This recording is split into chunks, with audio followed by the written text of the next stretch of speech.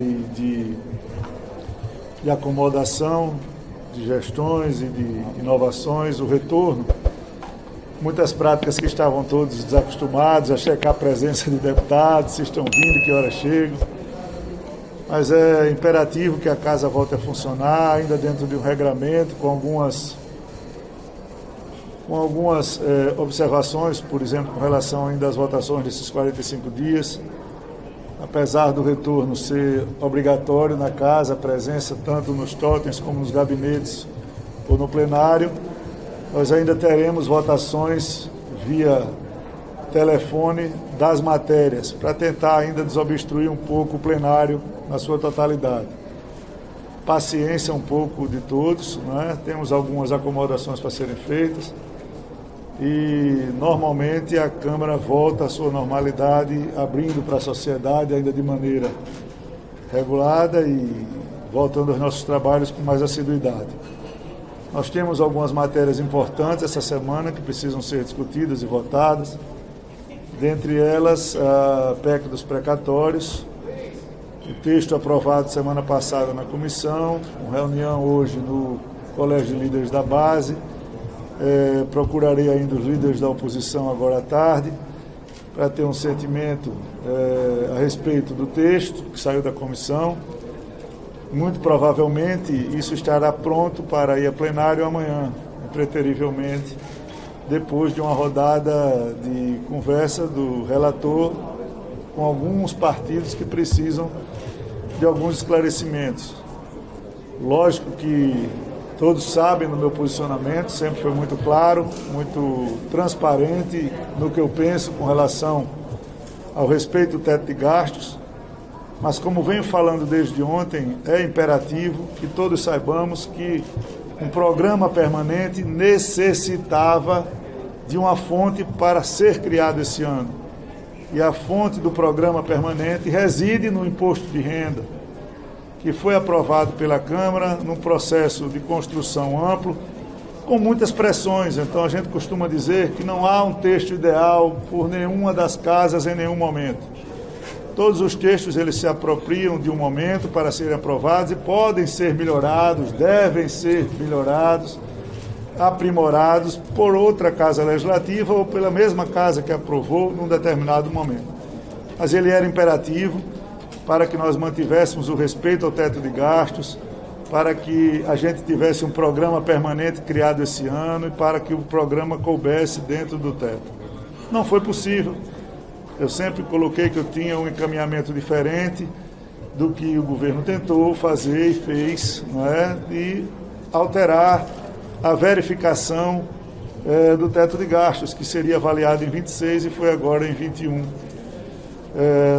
Numa prática absolutamente legal, dentro de uma alteração constitucional que precisa de um quórum especial para ser aprovado. Então isso nós aferiremos amanhã. Nós tivemos uma aprovação ano passado de uma PEC de guerra que se criou despesas da ordem de mais de 700 bilhões de reais aprovados pelo Parlamento. Se nós fecharmos os olhos para os efeitos da inflação que é mundial, se nós fecharmos os olhos para o aumento de preço das commodities, se nós fecharmos os olhos para os problemas de energia, se nós fecharmos os olhos para o aumento de combustíveis que impactam na vida e na inflação e na vida dos mais humildes, e se nós fecharmos os olhos para não prestarmos atenção em mais de 20 milhões de famílias brasileiras que estão passando fome abaixo da linha da pobreza, é uma insensibilidade não tratar desse assunto. Então, ponto. A vida como ela é, já que nós não temos os meios ou as condições políticas da outra casa, do Senado, de se debruçar sobre o imposto de renda, que era a fonte para o programa permanente, o governo decidiu por propor um programa temporário que vai usar parte do teto e uma parte fora. Simples, nós iríamos precisar de 20 bilhões ou 30 bilhões, como nós precisamos de 700 no ano passado, para socorrer quem ainda sofre dos problemas da pandemia ou não se livraram dele. A pandemia sanitariamente está regredindo, graças a Deus, está diminuindo, graças a Deus, a vida está momentaneamente voltando ao normal, mas os problemas do rebote financeiro, inflacionário, de crises, de pessoas que estão realmente passando fome, eles persistem. E o parlamento ele precisa atender essa situação. Então, a PEC, o texto, todos os senhores conhecem, as incertezas até a aprovação do texto, elas vão continuar, as versões elas vão continuar, mas amanhã nós teremos um texto aprovado ou não, a depender do plenário da Câmara, para dar solução ao espaço discricionário do teto e a criação de um programa temporário, tá certo? Que a qualquer momento que o Senado aprovar ou apreciar ou modificar o texto do imposto de renda mantendo dividendos, que é importante, o programa pode ser criado, se não para 22, mas para 23. Então, a respeito desse assunto, eram essas considerações. Eu me coloco rapidamente, gente, que eu preciso voltar à sessão do plenário e vamos estabelecer aí pelo menos uma vez ou duas por semana esse nosso bate-papo aqui no púlpito, tá bom? Para evitar o quebra-queixo lá, sem necessidade. Presidente, o mercado não tem percebido essas palavras tranquilizadoras que o senhor e o ministro vêm dizendo, que é basicamente uma estratégia para receber os mais fortes. Isso lhe preocupa, essa postura do mercado? O mercado é muito subjetivo, né? O mercado é tudo, o mercado não é uma coisa fixa. Então, o mercado é percepção, é versão.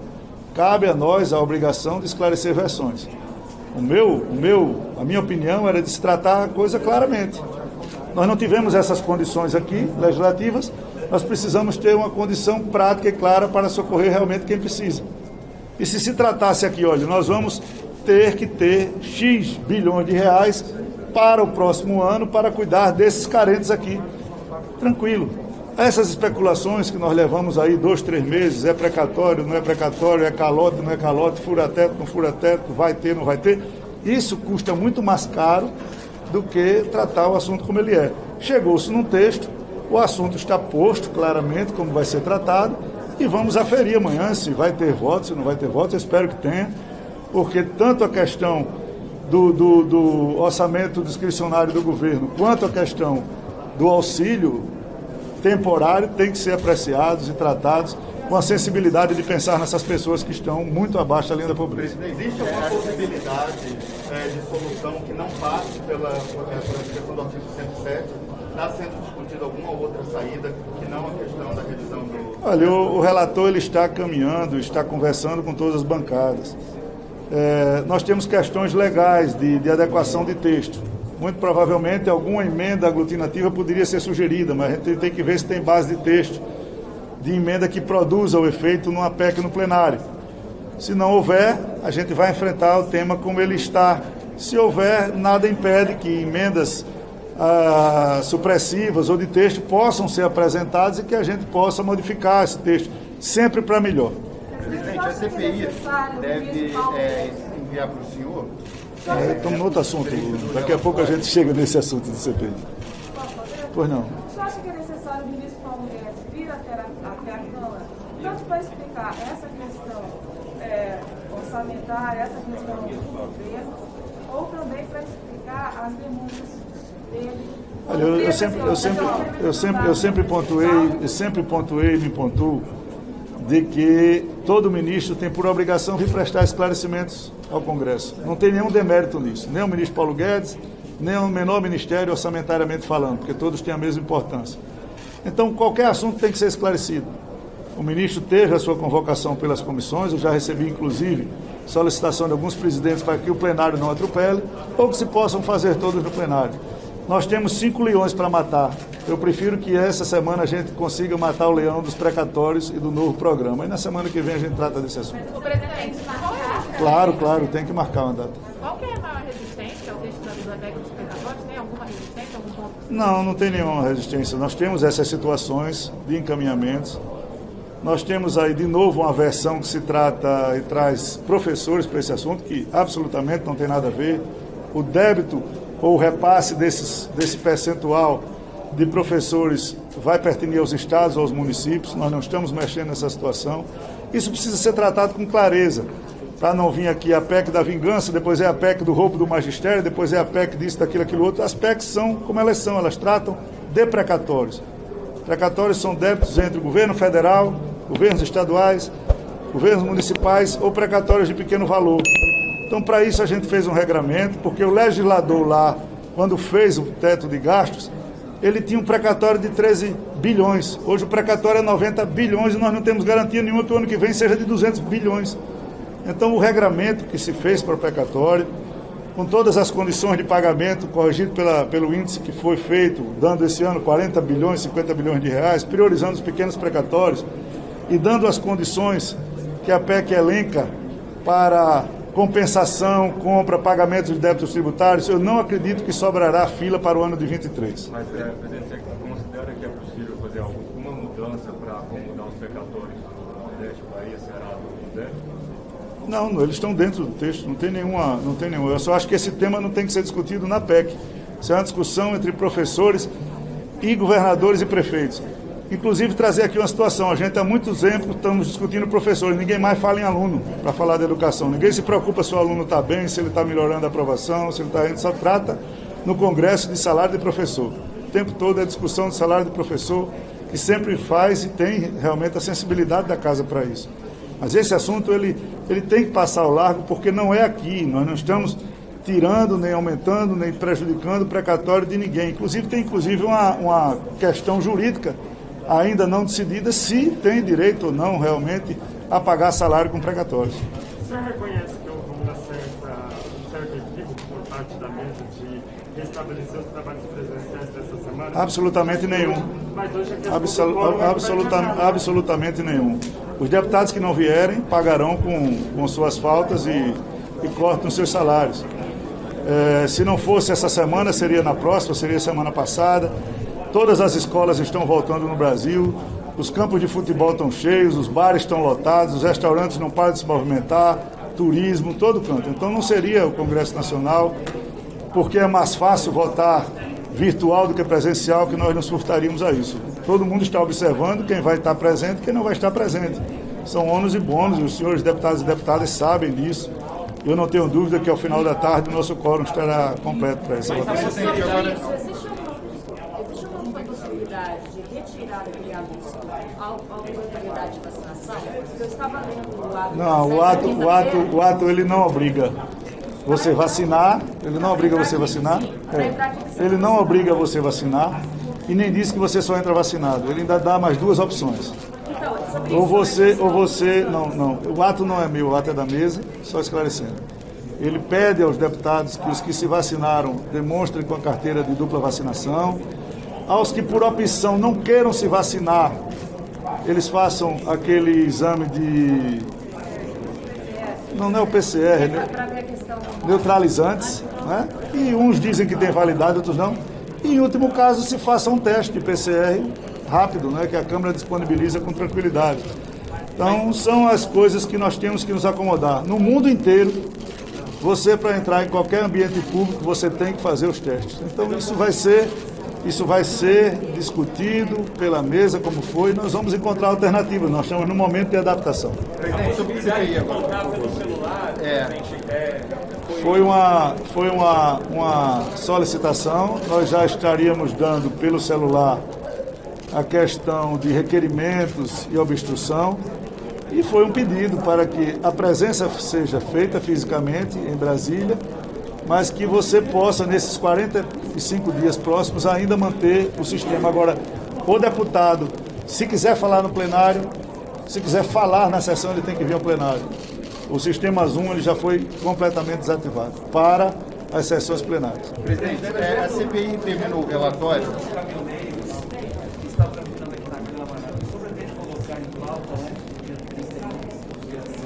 Ele foi trazido uma preocupação já por alguns líderes. Essa semana, na quinta-feira, na reunião de líderes da Câmara, que acontece lá embaixo, esse projeto deve estar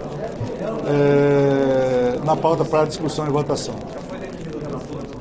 Eu não sei de cabeça, mas a gente observa isso. Primeiro tem que haver a solicitação do Colégio de Líderes. Não sei se dia 1º vai dar tempo. Dia 1º é semana que vem, né? Exoneração da folha de pagamento, você já tem encaminhamento? Vai esperar a CCJ ou vai fazer para o plenário? Não, a CCJ está ainda com esse tema, que pode ser decidido lá, e de lá é o plenário ir para o Senado, né?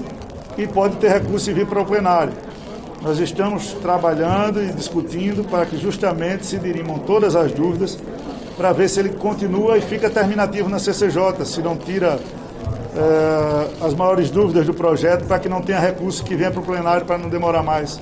É uma discussão que está andando normalmente dentro lá da CCJ com avaliação de todos os líderes. Deixa eu falar aqui de CPI, que ele está querendo falar de CPI. Obrigado. E muito embora ela esteja acontecendo no Senado. Exatamente. A CPI pretende enviar ao senhor trechos do relatório que trata de crimes de responsabilidade do presidente. Eu queria saber se o senhor acha que, vindo de uma investigação parlamentar, há um peso maior para que o senhor possa analisar como os próprios crimes, como o senhor essa questão. Olha, em primeiro lugar, eu quero aqui restabelecer todo o meu respeito pelo Senado Federal e o trabalho que desenvolveu ao longo desses meses todos em relação à CPI. Se tem alguma coisa que a gente não pode desconsiderar, são as mortes que aconteceram no Brasil, como as mortes que aconteceram em todo o mundo. Eu não vou falar, Bruno, sobre perspectiva de relatório. Eu não conheço o relatório, não sei o que ele vai tratar, quem ele vai incluir, quem ele vai retirar. Hoje estava uma briga porque o relator estava incluindo um senador. Hoje, dando um presente, assim, vou lhe dar um presente, vou lhe incluir. Então, os outros senadores estavam pedindo bom senso para que não tivesse esse tipo de ação. Eu aqui estou esperando tranquilamente para ver o posicionamento se os deputados da casa vão ser incluídos no relatório porque expressam o seu pensamento. Se eles cometeram crime ou não, eu estou esperando para me posicionar com relação a este evento como presidente da casa. A partir daí, e conhecendo a votação final do relatório, é que a gente vai ter como se posicionar. O parecer do relator não nos cabe comentar, até porque é um trabalho específico dele, com todo o respeito e competência que tem, mas precisará ser aprovado. A partir do texto final, a gente pode falar alguma coisa, sobre hipótese não. Só para deixar claro, ontem o senhor foi perguntado sobre uma fala do presidente sobre a AIDS, da relação da AIDS com... Não, eu fui perguntado sobre uma questão da AIDS. Eu respondi como eu vou responder agora. Se ele fez, eu não tinha visto a live, eu não assisti, eu não vi em que contexto. Eu disse, se ele fez e não tiver base, vai responder. O que é que nos chega? Que foi uma reportagem da revista Exame, de 2020, que ele repercutiu em 21. Por que ele fez isso? Só ele pode responder, não eu. Isso é uma questão que ele repercutiu, uma matéria da revista Exame de 2020. Bom, não fui eu quem falou, eu não sou responsável por CPF de ninguém. Eu só fiz um comentário de que se ele fez sem base, responde, e o que saiu da mídia foi que ele leu uma reportagem da revista Exame.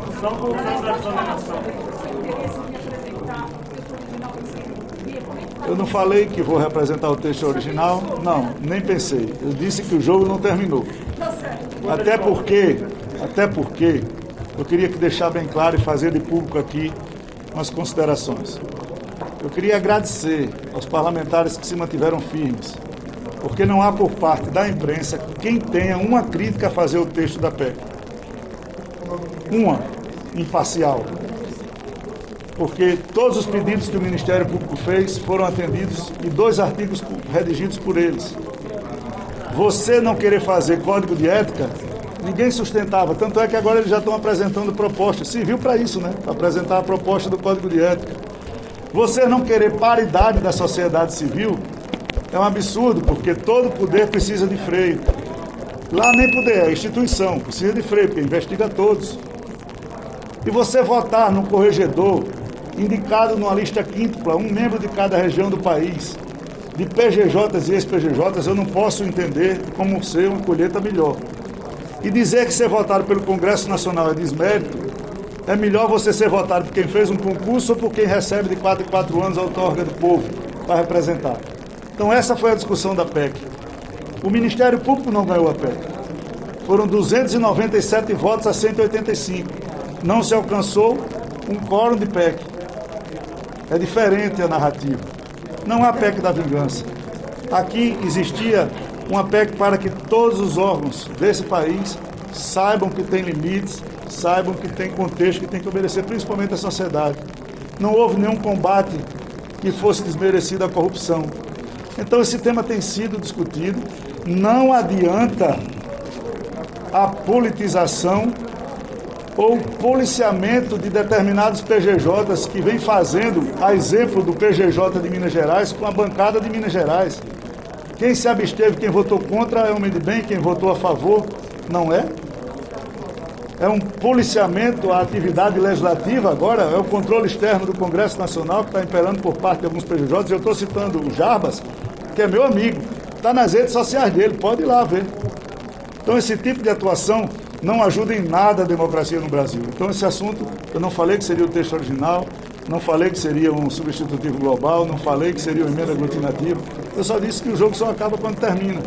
E os efeitos, graças a Deus, já começaram a ser produzidos, que o Ministério Público já entregou ao Procurador-Geral uma minuta que nós não temos conhecimento, de uma proposta que nós não temos ao alcance, de um código de ética que não existe. Muito obrigado. Tem que ter calma, nós temos outras prioridades.